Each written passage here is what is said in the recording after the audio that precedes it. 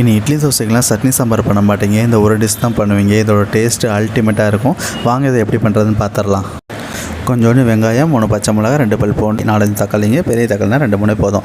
இதெல்லாம் ஒரு குக்கரில் கொட்டிட்டு கொஞ்சோண்டு மல்லித்தூள், கொஞ்சோண்டு மிளகாய்த்தூள், கொஞ்சோண்டு மஞ்சள் தூள், பெருங்காயத்தூள், தேவையான அளவு கல்லுப்பு இதெல்லாம் போட்டுட்டு தண்ணி ஊற்றி இதை ஒரு 3 விசில் விட்டு வச்சு எடுத்துக்கலாங்க. ஸோ 3 விசில் இப்போ வந்துடுச்சு. இதில் இருக்க மிச்சம் இருக்க தண்ணியெல்லாம் வடிச்சிட்டு இதை அப்படியே மேஷ் பண்ணிக்கொள்வாங்க. எல்லாமே நல்லா ஒன்றா சேர்கிற அளவு நல்லா மேஷ் பண்ணி விட்ருங்க.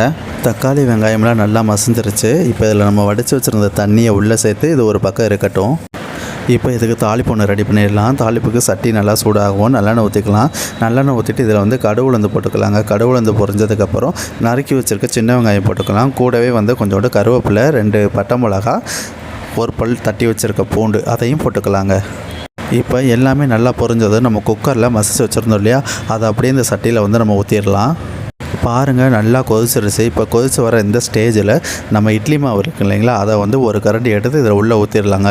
உள்ளே ஊற்றிட்டு நல்லா மிக்ஸ் பண்ணிக்கோங்க. மிக்ஸ் பண்ணோடனே இதை கன்சிஸ்டன்சி நல்லா வந்துடும். கொஞ்சம் நல்லா கிரேவி மாதிரி கெட்டி ஆயிரும்.